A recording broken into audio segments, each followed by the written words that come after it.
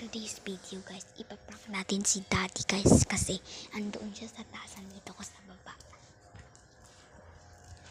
So, kunwari guys, diba, sinat up ko na yung video, tapos magtatok ako, tapos tatakbo ko sa baba, tapos pagtatawagan ako, ano man? So, let's go na guys.